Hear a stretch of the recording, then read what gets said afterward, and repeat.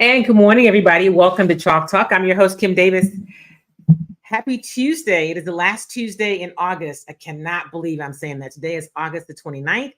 It's hot outside, I would say, in Houston, but I think it's pretty much wherever you might be. If you're in these United States, it's pretty hot. And summer on the calendar is winding down, but I don't think summer of the season is winding down just yet. For those of you who are in Florida that may follow the show, stay safe and take cover. We know that a storm is coming your way. We are sending well wishes for safety and prayers, and hopefully it's not as bad as the early predictions are saying it might be. As for the show, welcome. We are winding down August. This is our last show of August. And a lot of things are happening on this day. Today is cut down day in the National Football League. Today is the day that teams have to get their rosters down. Usually the cuts are made throughout the season, but this year they're made all on one day. The Houston Texans started making some moves on yesterday. We will talk about that on today's show. But first, as always, we want to tell you about the people who help us do this show each and every week. Our good friends over at I Love Jinka, longtime supporters of the show and the work we do here on Chalk Talk.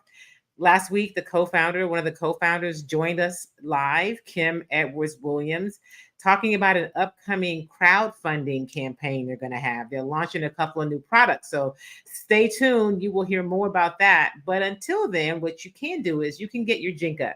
You can get the paste and you can get the capsules. And here is where you can find it. If you happen to be in Texas and you're near an HEB store, you can find it at HEB. If not, you can get it online at ilovejinka.com. But this is where you find it at HEB.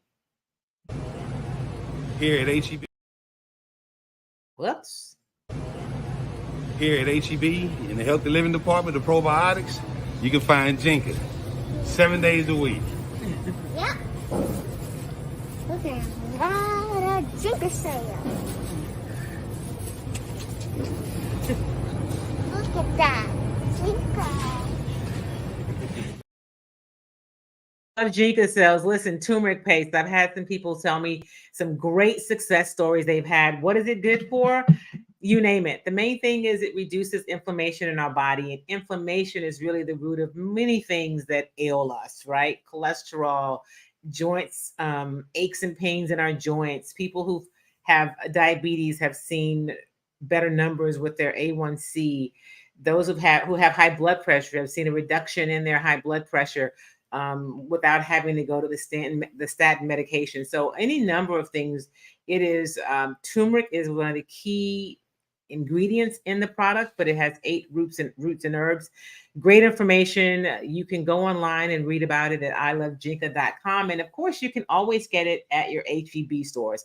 Also want to remind you about Kimmy Treats. If you're in Houston, you can get your Kimmy Treats at the Sunshine's Deli over on Old Spanish Trail near the medical center, not far from NRG Stadium. Hopefully soon we're going to have another location in Houston to share with you, but you can always get Kimmy Treats products online. And this is what you can find. It's the vegan popcorn. It's the Kimmy bars. It's the body butter. Kimmy Treats.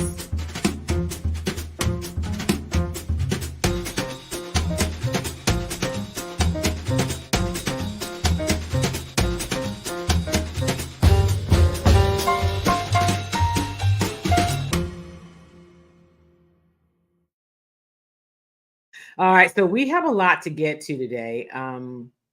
Hey, good morning, Charles. Welcome. I don't know if you're back in town, but we definitely have to connect. There's so much to talk about in the legal world, and definitely want your input and expertise. Maybe we can do something after Labor Day. I know that next week is next week Labor Day. Wow, this year is really it is really going, but we'll have to get you on. Welcome, my friend. Good morning, Ellen Davis Johnson, my sister, tuning in. Get her feel of Chalk Talk. And another sister, Sylvia. Good morning. Welcome, you guys. Thank you, as always, for being a part of the show. One of the things we're going to talk about today is obviously the Houston Texans. Today is cut down day in the National Football League. Although the Houston Texans started making some moves on yesterday. There were reports yesterday that they waived a couple of players. One that I am not surprised, because I was at training camp, and Christian Kirksey, who was I think he led the team in tackles last year, but he had been injured a bit in camp, and I don't remember when I last saw him on the field. I saw him walking around with a sleeve on his leg, so it was some sort of a lower extremity issue that he had. And I remember talking to a couple of colleagues throughout camp and said, I wondered, does he make this team, right? Because availability is everything. And so it meant that the staff got a chance to see some of the younger guys at the linebacker position, which they feel pretty good about, really compete and perform. And Christian was not among the group because he was injured. So yesterday they did make a move and they waived Christian Kirksey. They also waived Desmond King. Although the official cut down, they don't have to release the cuts until later today. I'm just making sure I haven't missed anything since I've been on, because there's a lot of action happening during this time, right? While the cuts are being made. But they started making some moves yesterday, probably to give a guy like Christian Kirksey a chance to land right with another team. So here's what's different this year. Usually the cuts are made each week, like after the first preseason game, there's dates. So there's usually like 3 dates that cuts are made. And then the final cut date, obviously, is after the final preseason game. But this year, the cuts are being made all on one day. Like today is the deadline for you to get your rosters down to size. So it's all happening at once. So I talked to, I did ask Coach Ryan about that. Just what that means for them as an organization, because it could be a little bit of chaos because now you've got everybody on the wires in one day. But as he said, their scouts and Nick's staff have been looking at players throughout training camp, right? Throughout the whole offseason, they're always looking to see who's out there, who's available, trying to anticipate who might not be a fit for one squad, but could be a fit for yours, so that if the name pops up that you are available. And because of where the Texans finish, they get, in terms of having dibs, they get on the waiver wire, they get to, pick guys first because they finish toward the bottom of the league. So, but that is still very different than it happening throughout the preseason and being able to kind of look at guys along the way. I think that's why that they released a guy like a Christian Kirksey on yesterday. And this is coming from, reports from some of the football writers around the league. Probably they get the information from agents, and the team won't release their cuts until they're all made, probably later today. They'll probably send out a release after the deadline hits of here's who was released and here's our roster. So Christian Kirksey was waived on yesterday. So was Desmond King. That might have been a little surprising, but there's a number of things that go into. I'm trying to pull up some of this stuff, right? And it's best I just go to some of the big guys that report all of the roster stuff. And I'm trying to see what Adam Schefter has said. So here's one of the things that's happened, which doesn't impact the Houston Texans, but it is Von Miller. The Bills are leaving him on the PUP list, which stands for physically unable to perform, past today's deadline. The deadline today for the moves to be made and the rosters to be set is 4 p.m. Eastern, so that's 3 p.m. Houston time. Let me see what else has happened. We do know that there was a trade this week for all of you Cowboys fans. I don't want you to think I'm neglecting you. You now have trade Lance as one of your quarterbacks, for whatever that means. And there's been a lot of conversation about why Jerry Jones made the move, and he didn't tell Dak, and he didn't tell, the head coach Mike McCarthy, and is he sending a message to Dak? I think it just goes to the ongoing dysfunction that is the that are the Dallas Cowboys. I just don't think that's the way that you motivate your quarterback and your coach, by bringing in a player and not telling them. But that's just me. I digress. I am obviously not I'm not Jerry Jones, and I don't pretend, But for you Cowboys fans, feel free to weigh in on what are y'all doing? Like, what's your owner doing? Why is Jerry? And then Jerry goes on and makes these public comments talking about, if he had gotten a chance, he wished he had drafted Jalen Hurts or something along those lines. Why is that even relevant? So are you trying to tell Dak this is the year, get it together? You think that's the best way to do that? Yeah. I don't think so. But hey, we will see how this impacts what they do. I'm just trying to make sure that they haven't released any other things today, other names. Well, here's another name that was released earlier today, a name that was released that the Texans have released, veteran tight end, the guy he went to Klein, Eric Tomlinson. Per a league source, according to Aaron Wilson. And trying to see. Another source says the Texans are releasing defensive tackle Byron Cowart and cornerback D'Angelo Ross.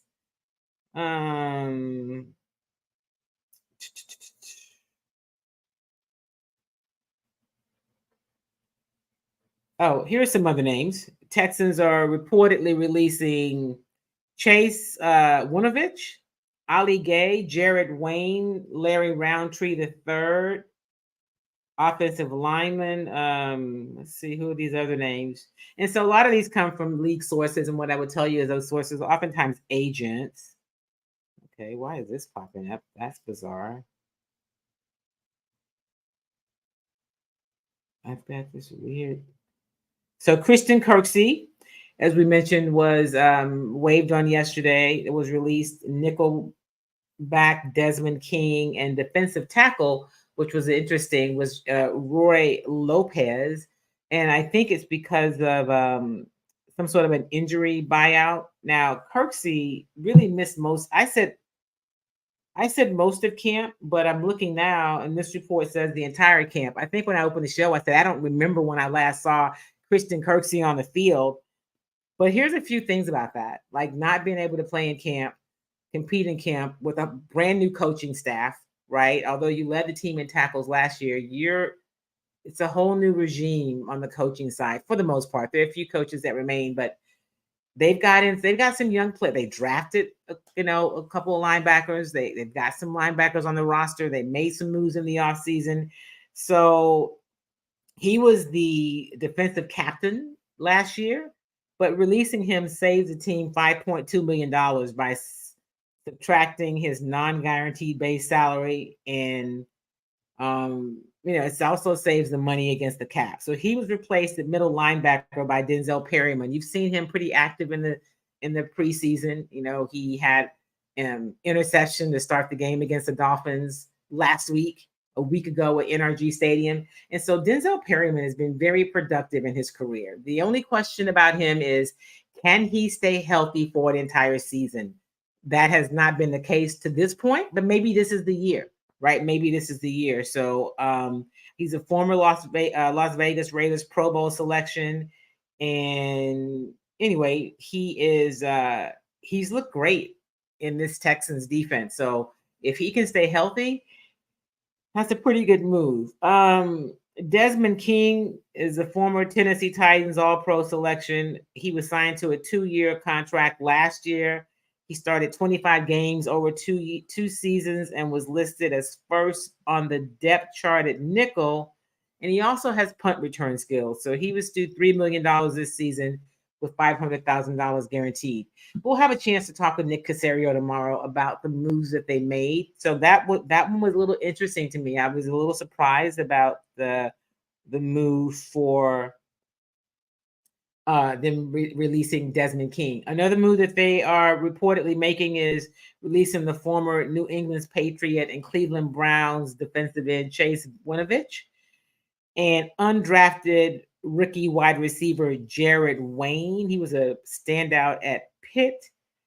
So there are other names, but those are some of the ones that we know that we've heard really early, and we'll know exactly what's what today at 3:00, 4:00 Eastern time. So as they try to get the roster, they get the roster to its final number. Then they'll be looking on the waiver wires to see who's available. If there's somebody they can plug in, either for their roster or as they start to look to build the practice squad. One of the things that somebody asked Coach Ryans yesterday was, are you telling the guys that they've got a shot to be on the practice squad or to come back just to hang in there? And I appreciate this about DeMeco Ryans. What he said was, if it's the truth. I mean, we're not going to tell guys they have a shot to come back if they don't. We can wish you well, but we're not going to tell them things that aren't true. I appreciate that. So one of the things that he also talked about is how difficult this day is. He recognizes that the roster, the guys work really hard to earn a spot on these on these final rosters. And so they're mindful that this is a tough day for people. It's necessary, it's part of the business. But here was him talking about this day for players around the league, and especially players on the Houston Texans. With the cuts that are coming up, it's a tough day, sensitive, right? It's a delicate situation for a lot of guys. But you want to tell guys just to keep working, right? Continue their dreams. Hopefully they have opportunity to make another 53-man roster or make a practice squad. There is opportunity, all right, around the entire NFL to be able to make it, and that's my message to those guys. But with the group that we've had, guys that have been with us from OTAs through training camp, and first is I appreciate guys just their work ethic and just how much work those guys put in for us. I don't take that lightly. And guys have done a great job of what we asked them to do, asked them to work hard each and every day. Our guys did that. They didn't complain. They just worked. So it's a hard day. Over the next couple of days, it'll be a hard few days, right, having to let guys go because I know the work that these men have put in.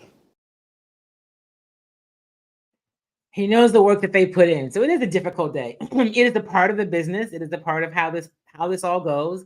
But the other thing is, hopefully, if you get cut from a roster, that you've shown something that another team says, we could use that person. He could be a fit here for what we do. So, this is a big day in football, and I read some names of some of the releases that have been reported, but the Texans won't release their list until after 3:00 this afternoon. And then tomorrow, General Manager Nick Caserio will talk with us and answer questions about the kind of moves they made. So that's that. Hey, good morning, some others who have joined in. I appreciate you guys being a part of the show. Hey, good morning, Kim Edwards-Williams. We were talking about Jinka a little bit earlier. Thank you, my friend. I appreciate you.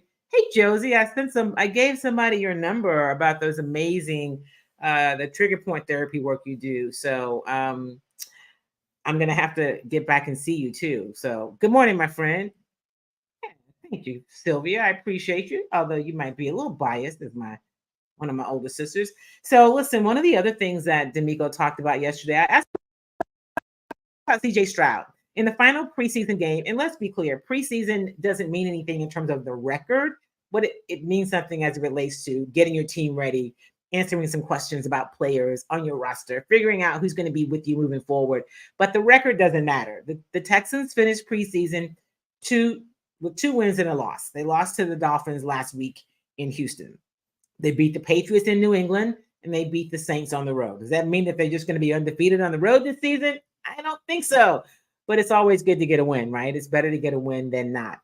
One of the things that happened in the game on Sunday, CJ Stroud, the rookie quarterback out of the Ohio State University, threw his first touchdown pass as a pro. It's preseason, but he did get to complete a TD pass in preseason to Nico Collins.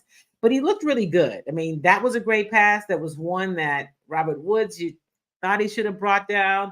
There were when you saw him, throw the ball on Sunday, how you saw him handle some ball placement, he looked good. The offensive line looked good on Sunday, and yes, they were going against the Saints twos because the Saints didn't play their starters, but you can't really worry about what they do. You've got to worry about what you do. And so this offensive line looked better.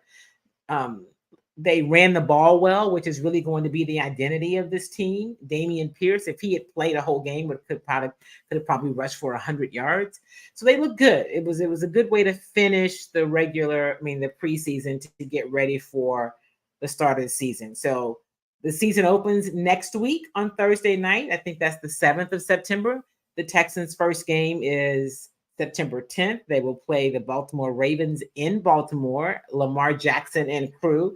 I'm actually going to cover that game, the start of the DeMeco Ryans era as coach of this football team, and the start of just this new beginning for the Houston Texans. We'll see how it looks. But I did ask Coach Ryans yesterday how much it meant for CJ Stroud to get a touchdown, to complete a touchdown pass in preseason. And so you can see the smile on Coach Ryan's face. He thought it was a big deal.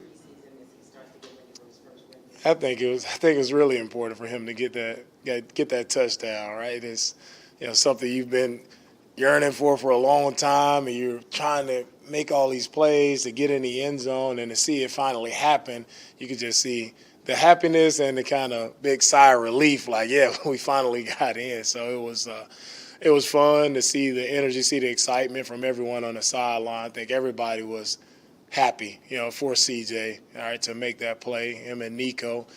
So he needed that, right? And we all needed to see him make that happen, and it was a cool moment for our entire team. Entire team. It was good to see. And hey, good morning, my friend Joel Matthieson. Hello. My friend, a former co-worker, but more importantly, a longtime friend. And Joel says that scoring drive was the best I've seen them in about 4 to 5 years, starting with the punt return, most complete play. You make a really good point, Joel. I'm talking about the touchdown, but it was that whole drive. They have, Coach Ross, who is the special teams coordinator, was a part of the last 2 regimes here, is just super energetic and exciting. It's hard not to feel the energy of him when he talks about special teams. But they put in a lot of work in that space, right? And special teams is a really important part. You really want to win all 3 phases of the game: offense, defense, special teams. But that was a good drive. It was very complete. And also after the game, DeMeco did officially name CJ Stroud as the starter for week 1. I don't really know why that was such a big deal for some local sports radio folk. Like, they were so bothered that he had not named CJ Stroud the quarterback yet. Although those of us who were at training camp every day, we saw CJ the last couple of weeks really taking the reps with the ones, getting most of the reps. It was clear he's a starter. Why does it matter? It was such a non-factor, but he finally did. And it's just amazing. And I guess that's kind of what media does, some media, which is why perhaps sometimes media gets a bad rap or people give us the side eye. You're just looking for a narrative. Does this mean that they're going to play games? Does this mean that DeMeco's not going to be honest? He knew that CJ Stroud was going to be the quarterback, blah, blah, blah, blah. It doesn't matter. If you see it, go with what you see. When he names it, why does it matter? Who did it affect, right? CJ didn't seem to be impacted. Davis Mills was went along doing what he did. Case Keenum's there. So who's bothered? Oh, wait, it's us that's bothered. Yeah, teams aren't making moves for media. At any rate, I digress. I just wanted to throw that in. That's some of the silliness that I hear sometimes. And it's just a non-thing, okay? It is a non-thing.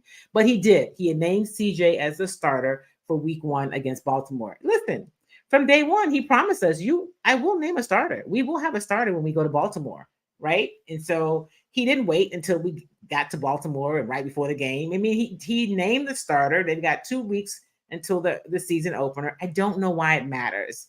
But CJ Stroud, if you're one of those people that was really wondering about why Coach Ryans had not named the starter, he has done that, and it's CJ Stroud. Here's some other things that are interesting. Tank Dell has been super exciting. There's some complaining that why didn't he get more reps with the ones? I think that this is the new regime. I'm going to wait and see what they do. I'm seeing how they've run the preseason. I'm seeing there's obviously a method to how they're approaching, evaluations, making decisions about the team, who gets what. I think they know some things. They're looking for some other things. Maybe they were showing some players, getting some players time that they knew may not be here because they could maybe be potential deals. They could trade for somebody else. There's a number of things that go into these decisions. And so I feel smart enough to sit back and wait and see what they say. I have no reason now to try to make like, they're being sneaky and quiet and shady, or, they're going to be playing games and miss me on all of that. Just wait.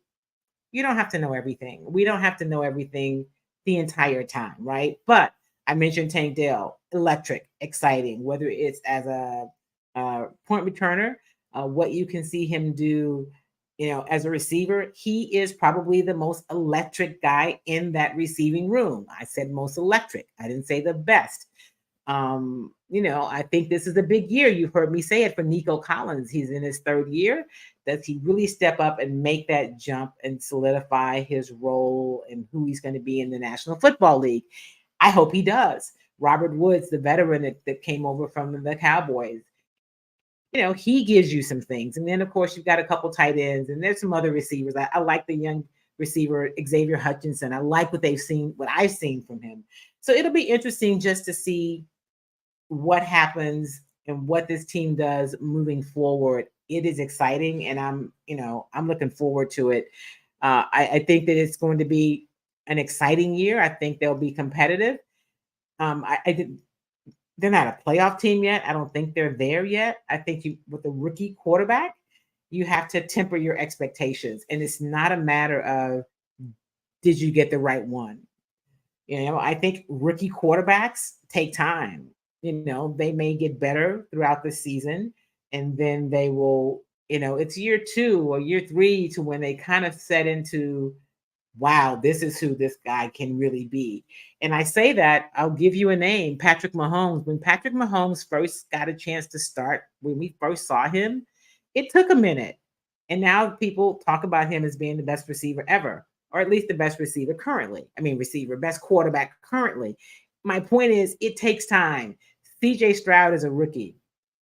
Bryce Young is a rookie in Carolina. And while many say that he was the most ready quarterback for the NFL, I don't know what that's going to look like as a rookie for him. We'll see. We'll get a chance to watch it all play out in real time.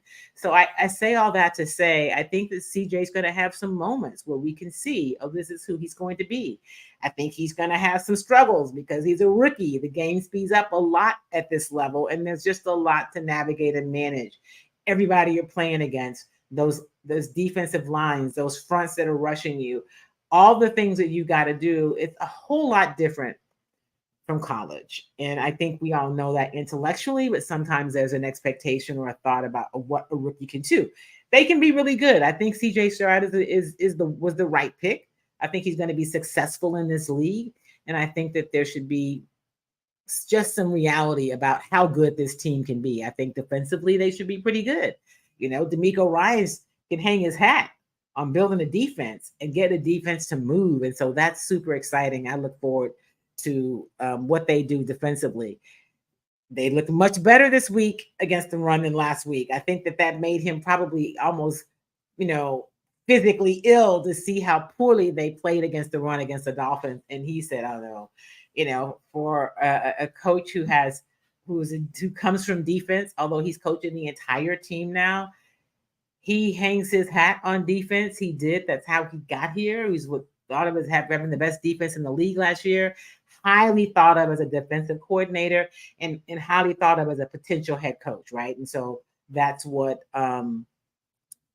he did. Hey, that's my good friend Kevin Walker. What's Kevin have to say? Kevin says Tank splashed and showed enough in camp practices. Why put him on the field in preseason games to get beat up by some young whippersnappers trying to make a roster somewhere else when he's already made yours? You make a great point. I didn't need to see him a whole lot because you're right. It's the same reason we didn't need to see Dameon Pierce a whole lot. You've seen enough to know what Tank can do. And, here's my concern. And Kevin, I'd love to know what you think. My concern about Tank is, he's small. He's small in stature. And are you concerned at all about what that means for him being able to be available and be on the field. I don't know. I mean, one of the things that DeMeco said yesterday, and let me pull it up because I don't want to misquote him. I thought it was he was asked about Tank, and he said something. Xavier, Tank. He said, when you look at Tank Dell, he's a guy who, as I've said multiple times, he's been an explosive playmaker. Just how do you get the ball in his hands? Whether it's at the receiver position or returner position. Tank is a guy who can make plays for us all over the field. So whatever Tank can handle, that's what he'll do for us. So that's what DeMeco said on yesterday, right? That's what he said yesterday. I heard some of my colleagues say maybe that means that Tank doesn't know the playbook. I didn't take it that way. I thought it meant, whatever he can handle, whatever Tank can handle, that's what he'll do for us. Is it because it's with any player, like what they can handle? But are we reading more into it? Is it because of his size? Is it because, is he able to stay healthy and stay upright on the field? I just think it means what you say, Kevin. They know who he is, and they're not really tripping about it. And so I love that about Coach Ryans. The Texans clearly have a plan. They do. I think DeMeco has a plan. I think he knows what he's doing. Is everything going to be perfect in his first year? Probably not. That's not really reality. I heard some question like, yeah, well, remember that play when he didn't call a timeout against the Dolphins? Yeah, okay. But I think if we just sit back and want to just try to find out things that are wrong, you can do it all day long, right? You can do it all day long. But let's look and see what they're going to do. I mean, I'm looking forward to seeing them against the Ravens when it really counts. Ravens are a really good team. They've got a solid defense. And, oh, by the way, Lamar Jackson is the real deal. So talk about opening the season with a real test. They are definitely going to do that. Shifting gears for just a bit. Excuse me. I want to go to baseball. Well, the Astros have they've had some struggles, right? Over the last 10 games, they have a 5-5 record. And as we look at what's happening in Major League Baseball, in the American League, particularly in the American League West, they are not the only ones. The Texas Rangers, the team that's led the AL West the entire season until now, is 2-8 over their last 10 games. They've won 2 and they've lost 8. The Seattle Mariners have been on a tear. They're 9-1 over their last 10 games. So right now, Seattle is in first place in the American League West, and the Rangers and Astros are a game back in second place. And we're headed into the final stretch of the season. The Astros offense has been coming alive. Today, there's a good chance that Michael Brantley will be activated and perhaps in the roster. He is with the team in Boston. And so we will see what happens. Before I tell you about last night's game, Kevin says, Deshaun Jackson, small. Wes Welker, small. Yep. Demi Amendola, small. Akeem Grant, small. I got a list of 25 to 30. If a kid can play, size doesn't matter. Great point. I mean, those are all really good points. Tank is really small. I mean, he's got little legs. But I say the same thing. There are guys that play in this league that are small all the time. I mean, I'm not going to compare him to a guy I covered early in my career because he was, this guy is bigger than that. But in his day, that was considered small, and that was Ernest Gibbons. And Ernest was tough as nails. I mean, they didn't really come much tougher than that. So that's a very good point. If you can play, you can play. And Tank Dell can clearly play. One of the things that happened with the Astros yesterday, they beat the Red Sox 13-5. It was a beatdown at Fenway Park, right? I guess they were paying them back for that 17-1 shellacking they took last week at Minute Maid Park from said team. But Jose Altuve hit for the cycle. And so that meant he hit a single, double, triple, and a home run. That has not, that's his first, I believe. And I don't think it's happened for the Astros since 2013. I can't remember, but it's a great way to get offense. And Jose has been, consistent, if anything. And here is, let's see if I can share this with you. No, that's not what I want. That's the wrong thing. I wanted to show you a little bit of it in case you hadn't seen it. It's pretty exciting stuff, and Altuve. Talk about being small. This is Jose Altuve hitting for the cycle yesterday in Boston. The ball game. He's up again. Tags that one to dead away center. Duvall is back. He's back. It's going to be off the wall. That was behind him. Altuve into second base with a stand-up double. You're right. I think he was the favorite. That one will make it through the hole between Devers and Story. That means Altuve is on again. Plus, he was a heck of a player, too. There's a swing and a drive. Deep out to left center. Duvall back, leaping up. It's over his head. And now a foot race. Diaz coming in to score. Pena behind him. They both cross the plate. Sliding into third, Altuve. And the Astros. So that was that. I just wanted to share a little bit of what happened yesterday in Boston. And it's crazy.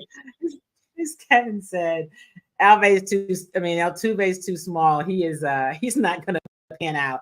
Exactly, right? So it is about what you do, how productive you can be. And so we know that I feel good about what Tank Dell has been. And what I've seen all season, in fact, I was joking with my buddy DJ from ESPN when I said before they even started training camp that one of the guys that I was interested to see, I thought had a lot of upside, was Tank Dell on the show I do occasionally on Channel 11.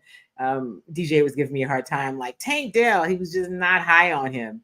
And I said, listen, just wait and see. And so last week he was tweeting about Tank Dell during the game. And so I hit him up. I said, is this Tank? The same Tank Dell? I think that he's going to be fine. I do. I think he's going to be fine. And you're right. Jose Altuve is small. He's probably not going to pan out because Jose Altuve is little. I mean, have you seen him in person? I know you may see him on TV. When you see him just in a shot, you don't realize how small he is. He's small. But is he strong? I mean, he is the real deal. So Jose Altuve is working out just fine. I will be interested to see what happens with Michael Brantley today, to see if Michael Brantley will in fact be activated and be on the active roster. I mean, he has not played in over a year, right? He was out last year. He never made it back. And then this year they thought, okay, it's spring training. And then he had a couple rehab assignments and he never got back. So much so that I think some of us just stopped really asking about Michael Brantley and decided when he shows up on the roster, we'll know. But he traveled with the team to Boston. And yesterday there was an indication that he would be active today. So today is the day that Michael Brantley could be in the lineup. Now there's some who say, why would you mess up the lineup? You've got to see if what he can give you, because if you can get something from Brantley, it gives you another lefty in your lineup and another bat. And so, yeah, you put him in at DH and see what he can give you. Kevin says, I promise DeMeco and staff won't run Tank between the tackles. You are absolutely right. He will not be running between the tackles. I think they're going to be able to use him in the right way. And I tell you what, Bobby Slowick, who we didn't really know, we hadn't seen him call plays before. So far so good. I feel good about what Bobby Slowick is doing with the offense and what I think he will do. Right? I don't think we've seen all that they're going to do, and I think that there's more to come. Who was it that talked about? Was it Robert Woods? I'm trying to think of the player. It's a first-year Texans player, but it's a veteran, who referred to this offense as like the highlight of the West Coast offense. May have been Robert Woods, but it was a veteran who, when he described what this offense is, and he said it's like the highlights of the West Coast offense. So we'll see. I think that it's going to be some interesting times, and we'll see how it all pans out. And listen, you've got a week from Sunday, right? We're a little less than 2 weeks away from opening day, and we'll see how it looks. They've got a tough start to the season, right? I'm pulling up their schedule now. So they open the season on the road against Baltimore. Okay. They play the Ravens in Baltimore. They come home and they play the Colts. They play the Colts at home, which is an interesting Another interesting team. They have Anthony Richardson, the rookie quarterback, who obviously the Colts believe in. They named him the starter early on, but they're without the running back, who I think was going to be really key in the development and the uprightness, if you will, of Anthony Richardson. So that's week 2. Week 3, they play at Jacksonville. And then week 4, they're at home when they play the Pittsburgh Steelers. So their first 4 games are pretty tough. They're going against, the Saints. I mean, the Ravens, tough team. Colts in your division, we don't know yet, but that's a new coach, new quarterback. The Jaguars, I think the Jaguars are probably obviously the odds-on favorite to win the AFC South this year. And then they come back home and play the Steelers and Mike Tomlin, who is undoubtedly one of the best coaches in the National Football League. And Kenny Pickett, they're excited about in his second year as a quarterback and what he can do. And that will be the week against the Steelers that they induct JJ Watt into the Hall of Honor, the Ring of Honor, whatever that is, right? It's called, I think it's the Ring of Honor, because it's a home game. His brother plays for the Steelers, and so it'll be a big thing. Then they go to play the Falcons, and then they finish at home the first part of the season before their first bye week. They play the Saints at home on October 15th. So if you break the game up into mini seasons, like little quarters, they play 17 games. So if you say 4 or 5 games at a time, their first 4 games are at the Ravens, at home against the Colts, at the Jaguars, at home against the Steelers. And then the next 2 games are at the Falcons, at home against the Saints. That's how they start the season, So then after the bye, they go play the Panthers. Bryce Young, you'll get a chance to see kind of the matchup, if you will, of Bryce Young with what CJ Stroud does. I debated on whether or not that's a game I would go to. There's also opening night, the home opener for the Houston Rockets. If you can believe it, yes, we are talking about the Rockets season starting before too long. They'll be going to training camp in a few weeks and having media day and all that kind of great stuff. It is the time of year I always love, where you have the football happening, you've got baseball winding down and getting to what the part of the season that really matters.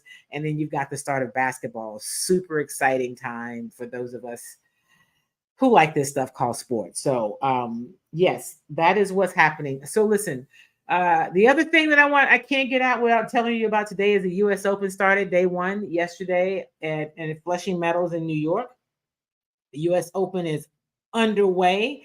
Last night, Coco Gauff played on a night match, Arthur Ashe Stadium. She had never won a night match in the stadium before. Last night, she got her first win.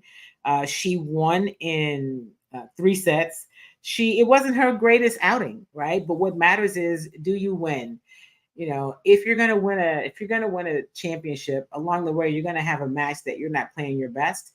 Is how do you do in that match? The key is you got to win that match. So last night, Coco Gauff did win.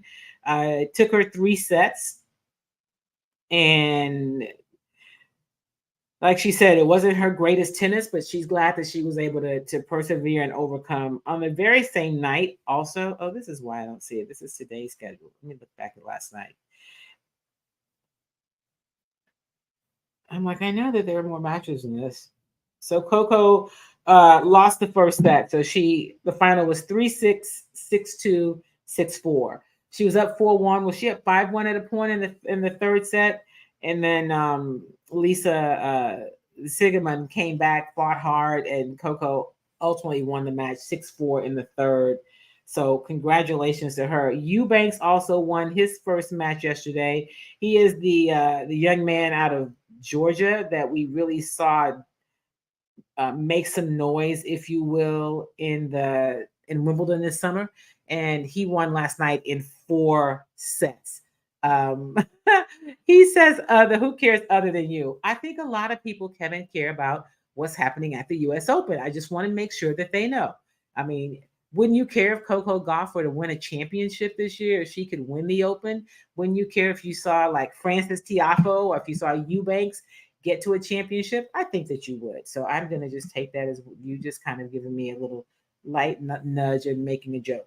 So the U.S. Open is underway. It's live every night at Flushing Meadows.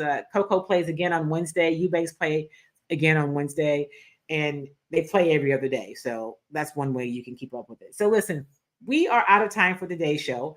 As always, I appreciate you tuning in, being a part of the show. Let me hear from you. If there's somebody you'd like for me to have on the show, let me know, and we'll work on making that happen. If there's some interviews or stories you'd like to see done, let me know. Now that camp is over, we'll get back to doing some other things.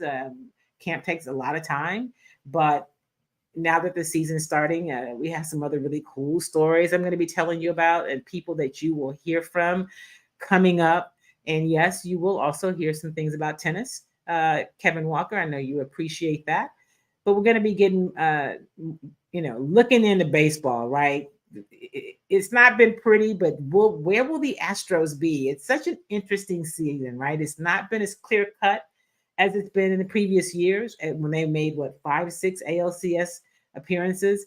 Last year they were first from the beginning, and they rode it out and they made it, and they dipped a couple times, but they were the team. It won't look like that this time, but can they still do it, and can they get there? Anything's possible. And you know what I say, in Dusty we trust. So if Dusty can get it done, I think that he will. I think he's done a great job managing this team and all of the challenges from injuries and whatnot this season. Roster moves, injuries have been really plaguing them a lot, and they have been able to just keep going and to be right there in the hunt. They're not in first place, but they're in the hunt. Right? They're right there. And that's where you want to be heading into September. And so September is Friday. Listen, make it a great week.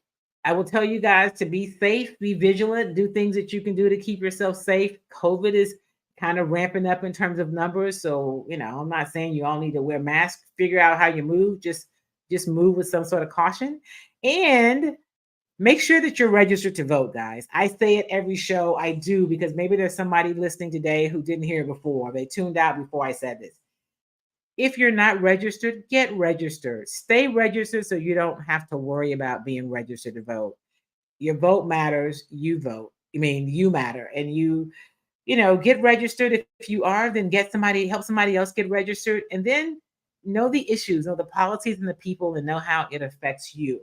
I say vote your values, what matters to you and your family and your community. Do all of that. And remember, do something kind for yourself and do something kind for somebody else. Make it a great, great week. I will see you next Tuesday on, I was going to say Beyond the Headlines. I don't know why that show keeps coming up when I'm about to close. That was a show I did when I was at Channel 2 on Chalk Talk. But in the meantime, in the interim, make sure that you follow me across all of the platforms to see what's coming up. Thank you, Joel. I appreciate it, my friend. One of the best photographers around, one of the best I've ever had a chance to work with. So make it a great week, everybody. Peace.